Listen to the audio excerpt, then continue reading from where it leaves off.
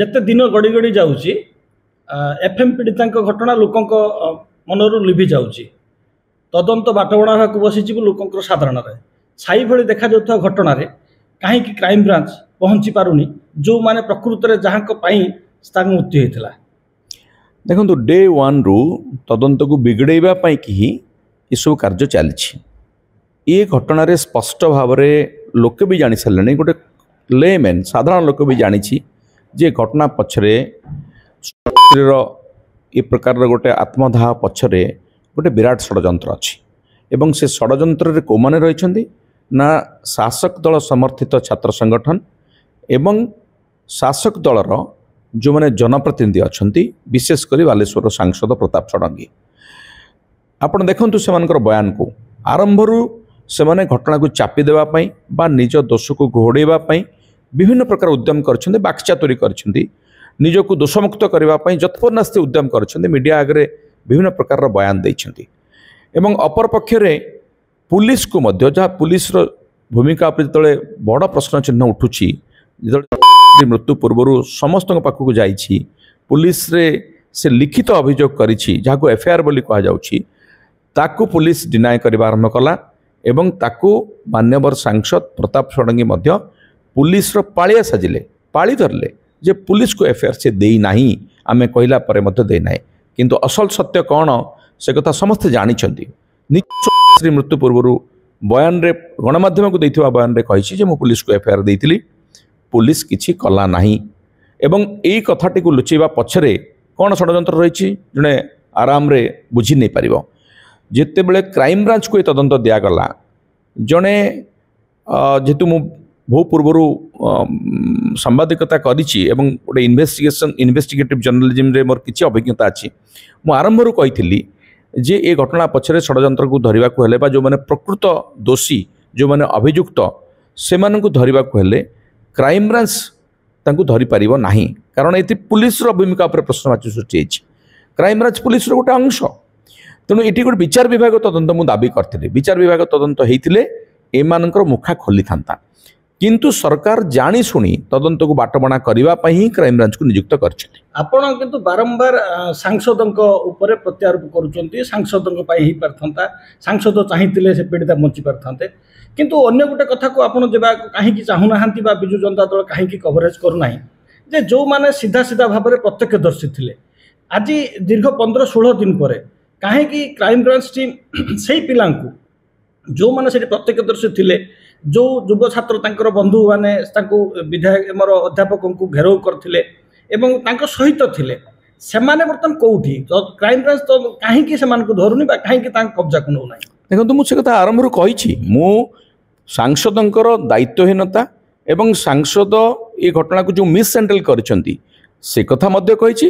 ଏବଂ ଶାସକ ଦଳ ସମର୍ଥିତ ଛାତ୍ର ସଂଗଠନ ABVPର ଭୂମିକା ଉପରେ ମଧ୍ୟ ମୁଁ ପ୍ରଶ୍ନଚିହ୍ନ ଲଗାଇଛି।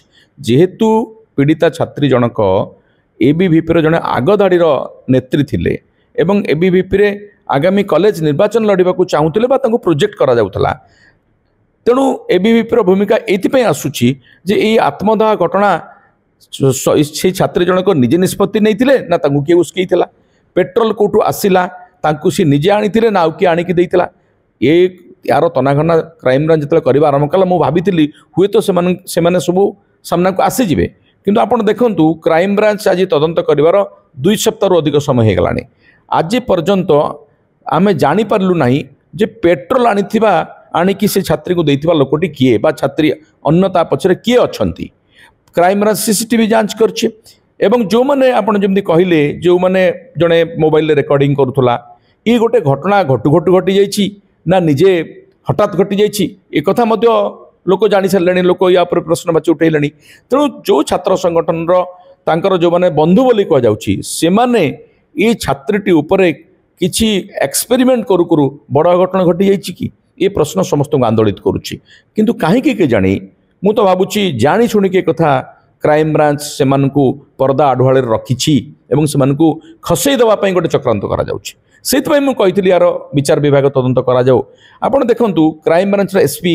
क्राइमब्रांच डीजी आसते विनोद मिश्र सी आसु आसु पुलिस को क्लीन चिट देदेले जे पुलिस एफआईआर ही नथला आपण केम जानले पुलिस एफआईआर नथला ଆପଣ କହିଥାନ୍ତେ यार ତଦନ୍ତ ହବ, ତଦନ୍ତରୁ ଜଣା ପଡ଼ିବ ପୁଲିସରେ ଏଫଆଇଆର ହେଇଥିଲା କି ନାହିଁ। ଆପଣ ଯଦି ଆରମ୍ଭରୁ ପୁଲିସକୁ ଖସେଇ ଦେବା ପାଇଁ ଆସିଛନ୍ତି ତାହେଲେ ହିଁ ଏମିତି ବୟାନ ମୁହଁରୁ ବାହାରିବ। ଠିକ୍ ସେମିତି ଯେଉଁ ଛାତ୍ର ସଂଗଠନର ଯେଉଁ ପିଲାମାନେ ଯେଉଁମାନେ କି ଗୋଟିଏ ସମୟରେ ନିଜକୁ ବନ୍ଧୁ ବୋଲି କହୁଛନ୍ତି ବା ଏବେ ବି କହୁଛନ୍ତି, ତାଙ୍କ ପାଇଁ ବହୁତ କୁମ୍ଭୀର କାନ୍ଦଣା କାନ୍ଦୁଛନ୍ତି, ସେମାନଙ୍କୁ କାହିଁକି ତଦନ୍ତ ପରିସରଭୁକ୍ତ ବର୍ତ୍ତମାନ ସୁଦ୍ଧା କରାଯାଏ ନାହିଁ? ପଚରାଉଚରା କ'ଣ କରାଯାଉଛି, କ'ଣ ତଥ୍ୟ ମିଳିଲା କ୍ରାଇମବ୍ରାଞ୍ଚ ଆଉ ଦେଉଛି କି ଗଣମାଧ୍ୟମକୁ? ଏଭଳି ଗୋଟେ ସେନ୍ସିଟିଭ୍ ଅତ୍ୟନ୍ତ ସମ୍ବେଦନଶୀଳ ଘଟଣାରେ ସେ ତଦନ୍ତ କାହିଁକି ବର୍ତ୍ତମାନ ସୁଦ୍ଧା ସାର୍ବଜନୀନ ହେଉନାହିଁ? କାହିଁକି ଏ ଘଟଣାରେ ସମସ୍ତେ ଚୁପଚାପ ହେଇଗଲେଣି? ୟା ପଛରେ ବଡ଼ ଷଡ଼ଯନ୍ତ୍ର ରହିଛି। ୟା ପଛରେ ଶାସକ ଦଳ ଯେହେତୁ ତାଙ୍କ ସମର୍ଥିତ ଛାତ୍ର ସଂଗଠନ ରହିଛି, ତାଙ୍କୁ ବଞ୍ଚାଇବା ପାଇଁ କେବଳ ସେ ଛାତ୍ରମାନଙ୍କୁ ନୁହେଁ, ସଂଗଠନ ବଦନାମ ହେଇଗଲେ ପୁରା ସରକାର ବଦନାମ ହେଇଯିବେ, ସେଇ ଭୟରେ ଏବଂ ସାଂସଦକୁ ମଧ୍ୟ ରକ୍ଷା କରିବା ପାଇଁ ଏ ପ୍ରକାରର ଉଦ୍ୟମ କରାଯାଉଛି ବୋଲି ମୁଁ ନିଶ୍ଚିତ ଭାବରେ କହିପାରେ। ସରକାର ମାନିବେ ଏବଂ ନ୍ୟାୟିକ ତଦନ୍ତ ପାଇଁ ନିର୍ଦ୍ଦେଶ ଦେବେ? ସରକାର ମାନିବେ ନାହିଁ, ଡେ ୱାନ୍ରୁ ଆମେ ଜାଣିସାରିଛୁ।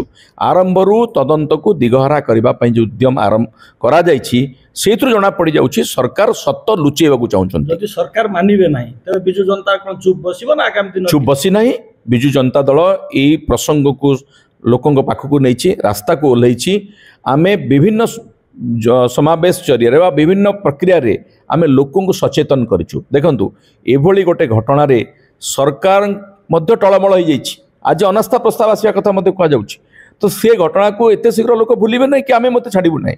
ଯେଉଁ ପର୍ଯ୍ୟନ୍ତ ନ୍ୟାୟ ନ ମିଳିଛି, ଯେଉଁ ପର୍ଯ୍ୟନ୍ତ ଏ ଘଟଣାର ସତ୍ୟାସତ୍ୟ ସାମ୍ନାକୁ ନ ଆସିଛି, ଏ ଘଟଣା ବିଜେପି ପାଇଁକି ଗୋଟେ କଣ୍ଟା ହେଇକି ରହିବ ଆଉ ତାକୁ ନ୍ୟାୟ ଦେବା ପାଇଁ ଆମେ ଶେଷ ପର୍ଯ୍ୟନ୍ତ ଯିବୁ। କିନ୍ତୁ ଆର୍ଟିସି ସ୍ତରର ଘେରାଉ ପରେ ବିଜୁ ଜନତା ଦଳ ତ ଚୁପ୍ ରହିଲା ବେଳେ ଲୋକଙ୍କ ଅନୁଭବ କରୁଛନ୍ତି। ଦେଖନ୍ତୁ, ଆପଣ ସବୁଦିନ ଆନ୍ଦୋଳନ କରିପାରିବେ ନାହିଁ।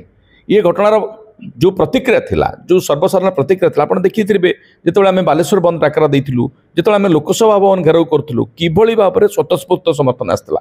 ମୁଁ ମୋ ନିର୍ବାଚନ ମଣ୍ଡଳୀରେ ଭୋଗରେ ଯେତେବେଳେ ଗୋଟେ ଶ୍ରଦ୍ଧାଞ୍ଜଳି ସଭା ସ୍ମୃତିରେ ଆୟୋଜନ ଆମେ କରିଥିଲୁ, 5000ରୁ ଅଧିକ ଲୋକ ଆସିଲେ ବର୍ଷା ସତ୍ତ୍ୱେ, ସ୍ୱତଃସ୍ଫୂର୍ତ୍ତ ଭାବରେ ଆସିଲେ, ଦଳ ମତ ନିର୍ବିଶେଷରେ ଲୋକ ଆସିଲେ। ଏଥିରୁ ଜଣାପଡ଼ୁଛି ଏ ସରକାର ଯେଉଁଭଳି ଭାବରେ ଗୋଟେ ବଡ଼ ଅଘଟଣକୁ ଚାପି ଦେବାକୁ ଚେଷ୍ଟା କରୁଛନ୍ତି, ତା ଭିତରେ ତା ବିପକ୍ଷରେ ଗୋଟେ ଜନ ଅସନ୍ତୋଷ ରହିଛି। ଲୋକେ କହୁଛନ୍ତି ଏମିତି ଅନେକ ତଦନ୍ତ ହେଇଛି, ଇତିହାସରେ ଅଛି, କିନ୍ତୁ ତଦନ୍ତ ରାସ୍ତାରେ ଏବଂ ଲୋକେ ଭୁଲି ଯାଇଛନ୍ତି, ଘଟଣା ସେମିତି ପର୍ଦ୍ଦା ପଛରେ ରହିଯାଇଛି। ଲୋକ ଭୁଲି ଯାଇଛନ୍ତି ଅନେକ କଥା ମୁଁ ଜାଣିଛି, କିନ୍ତୁ ଏ ଘଟଣାରେ ଯଦି ଲୋକ ଭୁଲିଯିବେ ତାହେଲେ ଆମେ ଜାଣିବୁ ଯେ ଗୋଟେ ବଡ଼ ଘଟଣାକୁ ବିଜେପି ଶାସନକୁ ଯେଉଁ ଗୋଟେ ବିଜେପି ସରକାର ଯେଉଁ ଘଟଣାରେ ବିଫଳ ହେଇଛନ୍ତି, ସେ ବିଫଳତାକୁ ଲୁଚାଇବା ପାଇଁ ବିଜେପି ସମର୍ଥ ହେଇଗଲା ଆମେ ବୁଝିବୁ। ମୋର ଓଡ଼ିଶାବାସୀଙ୍କର ଭରସା ଅଛି, ଏଭଳି ଗୋଟେ ସମ୍ବେଦନଶୀଳ ଘଟଣାକୁ ଓଡ଼ିଶାର ଶିକ୍ଷିତ ସଚେତନ ଜନସାଧାରଣ କେବେ ଭୁଲିବେ ନାହିଁ।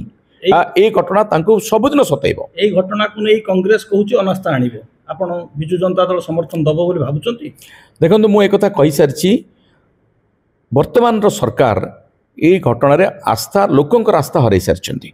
আমি বিধানসভার অনাস্থা বিধায়ক মানে আনিবু কি আনিবু নাই সে ভিন্ন কথা, কিন্তু লোকঙ্কর আস্থা সরকার হরাই সারিଛନ୍ତି। আজি যদি ভোট হব এবং এই প্রসঙ্গে ভোট হব, আপনার দেখবে বিজেপি গোটিয়ে বি সিট জিতব না। কিন্তু এবং বিধানসভা কথা কই রখে, বিধানসভার আমার বিরোধী দলর নেতা অনেক, মু জনে বিধায়ক ভাবে এই নিষ্পত্তি নেই পারিবি নাই, কিন্তু বিধায়ক ভাবে মোর মত হচ্ছে, স্পষ্ট মত হচ্ছে এই সরকার বিরুদ্ধে অনাস্থা আসবা উচিত, কিন্তু আম দল যথা সময় উচিত সময় উচিত নিষ্পত্তি নেব। কিন্তু কংগ্রেসর ভক্ত দাসঙ্কর আহ্বান পরে দীর্ঘদিন বিতিগলা পরে মধ্য বিজু জনতা দল তর কোনসি প্রতিক্রিয়া নেই। নাই, প্রতিক্রিয়া দিয়া যাইছি।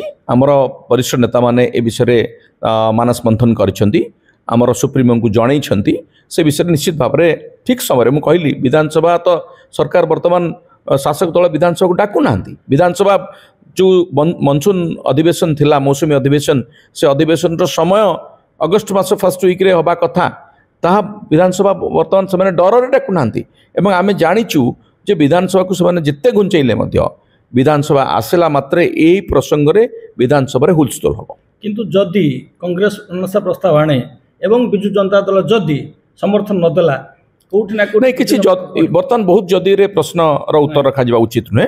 आपण अपेक्षा करंतु, बिजु जनता दल ये घटना को लोक अदालत को नहीं, जन अदालत रे यार विचार चली एवं विधानसभा जो अधिवेशन बस प्रसंग में निश्चित भाव में बिजु जनता दल उचित निष्पत्ति नब। आपण को बारंबार सांसद सहित विभिन्न आरोप प्रत्यारोप भितर सांसद आपन खुला आह्वान देते ଏବଂ ସେ ମଧ୍ୟ କହିଥିଲେ ଯେ ମୋ ବିରୁଦ୍ଧରେ କେହି ବି ଜଣେ କୋର୍ଟକୁ ଯାଉ PIL କରୁ, ମୁଁ ଯଦି ଦୋଷୀ ବୋଲି ଯାଏ ରାଜନୀତିରୁ ସନ୍ନ୍ୟାସ ନେବି।